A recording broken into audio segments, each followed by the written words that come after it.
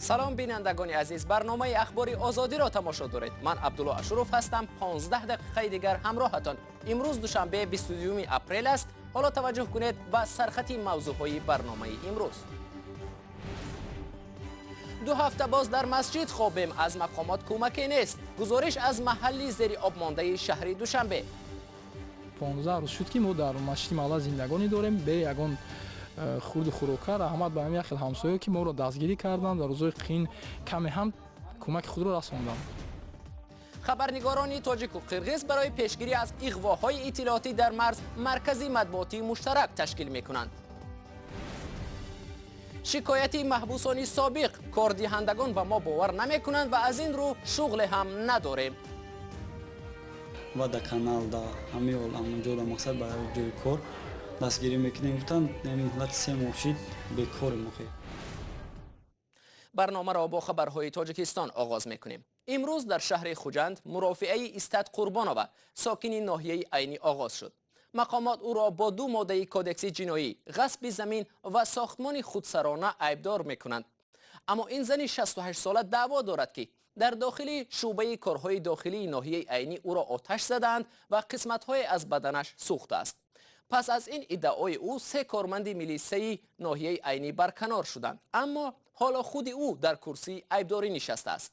همکار ما شاهد این مرافعه دادگاهی بود و در نشرهای بعدی جزئیات این قضیه را به شما خواهم گفت. طبق معلومات مقدماتی در دور نهایی انتخابات پرزیدنتی اوکراین که روز یکشنبه 21 اپریل دایر شد، حجم‌نگار و سیاستمدار تازه نفس ولادیمیر زلنسکی پیروزی نظررس به دست آورد. بعد حساب بیش از 73% آوازها معلوم شد که زلنسکی بیش از 73% و رقیبش پترو پروشنکو پرزیدنت فعلی اوکراین نزدیک به 25% آوازها را به دست آوردند. زلنسکی خود را مرد نامیده است که برای شکستن سیستم موجوده دولتداری به سیاست رفته است. اشاره زلنسکی به آن ارتباط دارد که سیاست با جامعه اوکراین از فساد، نپاتیسم و یا خش و تباربازی و همچنان جنگ 5 ساله با جدایی طلبان رو به روسیه خسته شده است. پرزیدنت پروشنکو شکست در انتخابات را اعتراف کرده است. این میلیاردر 53 ساله خود را نامزد نامیده بود که بر ضد تجاوز روسیه مقاومت خواهد کرد. در نشستی بعد از انتخابات زلنسکی گفت که پرزیدنت پروشنکو او را با پیروزی تبریک کرده است. باران شدید 5 اپریل در شهر دوشنبه نه تنها روای نقلیات را در پایتخت مختل کرد، بلکه به خانه‌های ساکنان نیز آسیب رسانیده است. پس از باران آب جوی و نهرهای شهر جمع آمده به خانه سلایو ساکن کوچه میرزا مستانگولوف کناره فرودگاه پایتخت سرازیر می شود. اعضای 2 عائله که در این خانه به سر میبرند شبانه از چنگ سیلخیزی خود را به زور می رهانند. اکنون 2 هفته باز در بینای مسجد زندگی دارند، اما از مقامات کمک نگرفتند. همکارانم علی شیر ظریفی و شادمان یتیم از حال این خانواده خبر گرفته این گزارش را تهیه کردند. 2 هفته باز با کمک همسایگان این خانواده چوب و تخته های منزلی تخریب شده شان را از زیر ویرانه ها بیرون میکنند.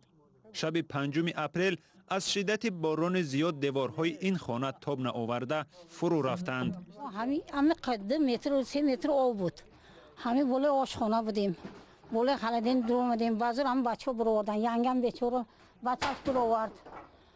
همین التماس همین خانه را بینید یا احوال زندگی کرده نمی شود. همه جای غلطیدگی، همه کورپچه چیزا زمین آب شد. در محله مستانگولو واقع در شفت فرودگاه دوشنبه شب 5 اپریل 2 منزل خراب شده به خانه همسایگان هم ضرر سیل رسیده است. قسم از این خانه ها نیم عصر پیش و قسم دیگر در اول سالهای 90 ساخته شدند. حالا این خانواده ها موقتا در مسجد محله زندگی دارند.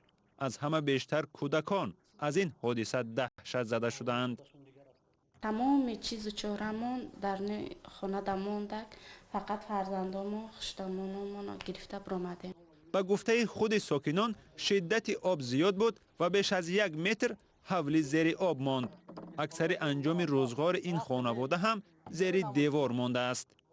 اینجا دپر گرفتن توی نمیجا را اومدن توی نمیجا را اومدن چاپش شد اگر خدا نشانه داد 20 ثانیه اگر دیر میکنن در بالا نامو چاپا میکنن. ساکنان میگویند هرچند مسئولان حکومت آمده از احوالشان آگاه شدند ولی با گذشت 2 هفته چیزی برایشان کمک نکردند. طوли мана 10-15 рӯз шуд ки мо дар машти маҳалла зиндагонӣ дорем бе ягон хурду хӯрокар раҳмат ба ҳамин як хел ҳамсоё ки моро дастгирӣ карданд дар рӯзҳои қин каме ҳам кӯмаки худро расонданд. роҳбарияти маҳалла гуфтанд мақомот аз аҳволи хонавода огоҳ аст ва мунтазири кӯмаки онҳоянд.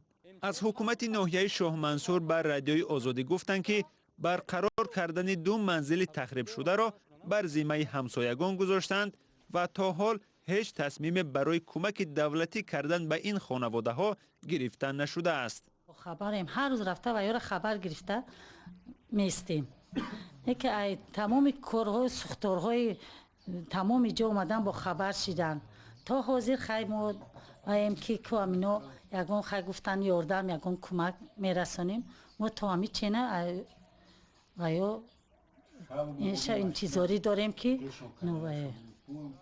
کمیته حالتهای فوق‌العاده تاجیکستان میگوید تنها در 3 ماه اخیر در تاجیکستان 500 فلاکت طبیعی مشاهده شده است و از این میان 12 سیل و ترمه و آبخیزی به مردم و اقتصاد کشور زیان رساندند.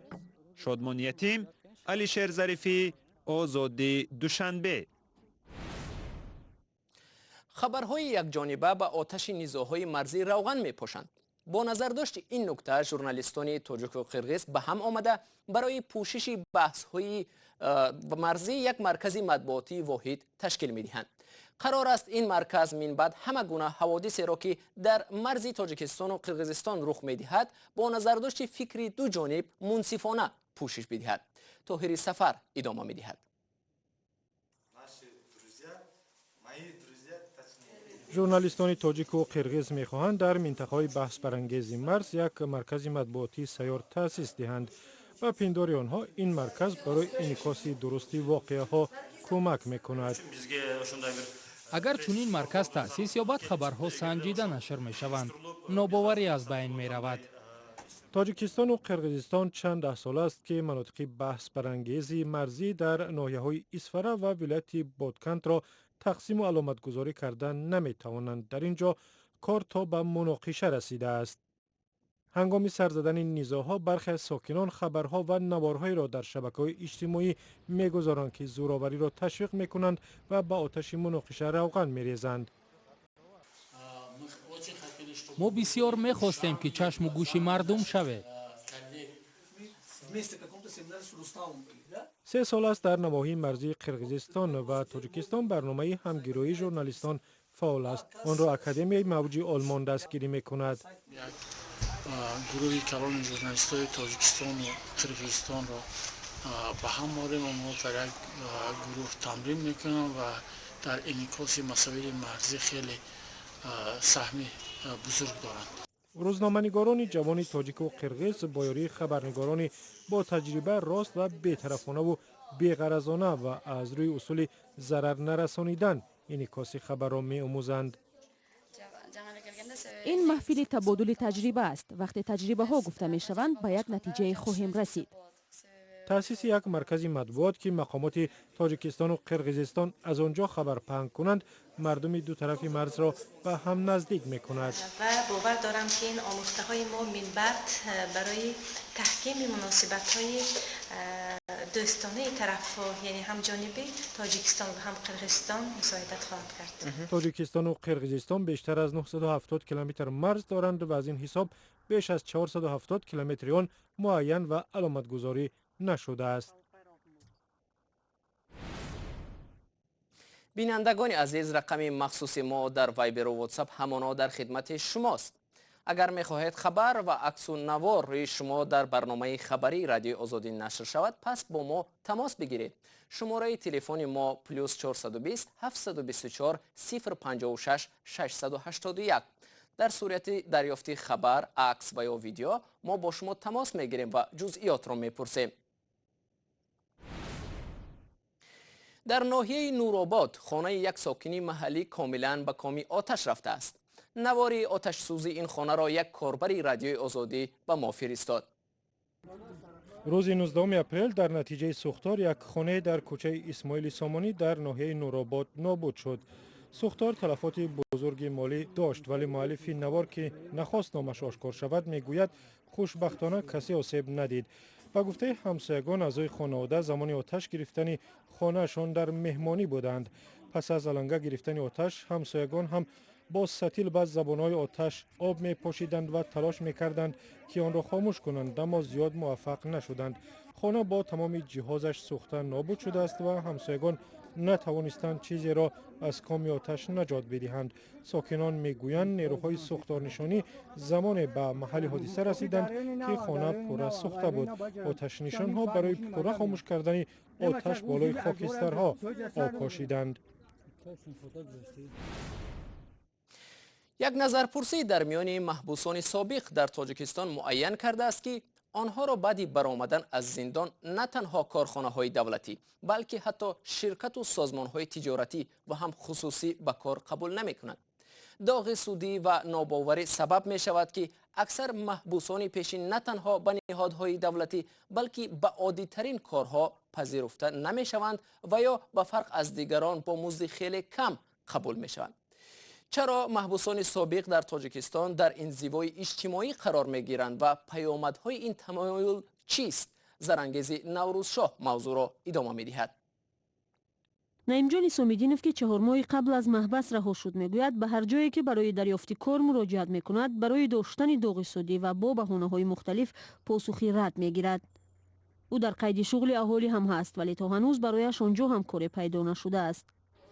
مقصد شغل اهالی رفتیم با ما خاطر یا جای کار پیشنهاد کردن با گفتن که مقصد فایرود میکنیم که جه که پیدا مقصد و در کانال دا همه اونجا دا مقصد برای جای کار دستگیری میکنیم. گفتن نمیدونم 3 ماه شد بیکار مخی یکم مقصد وای نکردن نه زنگ نه مقصد وای تاکسی دم جای کار نمیگیرن مقصد خلاور میگن یک جا مقصد همونجا نگاه بین کردن داد هم دا مقصد با کمتر تری ساونی نمیکنن خیلی بخچون وای میگیرن. نعیمجان میگوید به مهاجرت رفتن نمیتواند چون صحتیش خوب نیست. با کمک حقوق شناسان اداره حقوق انسان و رعایت قانونیت برای خود سند کرده است. میخواهد در بازار تجارت خرد براه مانده زندگی خود را پیش برد. پژوهش اداره حقوق انسان و رعایت قانونیت میان بیش از 300 زندانی سابق و ناظران منطقوی معین کرده است که بعد بیرون آمدن از زندان اکثریت مثل نعیمجان زندگی سخت و پر مشکل دارند. آنها را حتی در شرکت کارخانه‌های تجارتی و خصوصی هم به کار نمیگیرند. می شود حالت‌هایی که در حال به کار قبول می کنند. زمانی که کارفرما از داغ سودی داشتن کارگر آگاه می شود بدون سبب از کار پیش می کند. در حقیقت این مشکلی خیلی جدی است. برای چی؟ برای آنکه بعد از آزاد شوی به آن هم خود از خود مشکل دارد. عائله او را قبول نمی کند. با مشکل خانوادگی مواجه می شود. این طبیعی است. جامعه او را قبول نمی کند. آنها را آدمان نوع دوم حسابند. طبق قانون در تاجیکستان با استثنای چند حالت کارفرما حق ندارد که از داوطلب کار حجت درباره داشتن یا نداشتن داغ سودی بپرسد. حالا گفته می شود اکثر ساختارها ضمن قبول کار این سند را طلب می کنند. 2 سال پیش هم دادستانی کل تاجیکستان از مقامات محلی تقاضا کرد تا زندانیان سابق فوراً با جای کار تامین شوند. این تاکید در حال صدا داد که صدها محبوسی آزاد شده در کشور دوباره دست به جنایت زدند. در همونجا حالت شد که مقصد ما اونجا بودم 2 بار در پیش ما درآمدن نیست بیرون در جای کار نیست مقصد خدای روز نکنه بیکاری خودش چیه که آدم به هر یک کاری بد میبره مقصد. مسئولین وزارت مهنت و شغل اهالی میگویند در برابر با کار تامین کردن به سابق محبوسان برای براه ماندن تجارت خرد خود قرضهای امتیازناک و 3 ماه اول 1200 سومانی کمک پولی داده می شود. ولی 10 نفر بعد از آزادی از محبس مثل نعیمجان با مشکل مواجه می شوند و ماه و سالها در جستجوی کار می گردند. بیننده ارجمند این گزارش آخری برنامه امروز بود. تا برنامه‌های بعدی خداحافظ.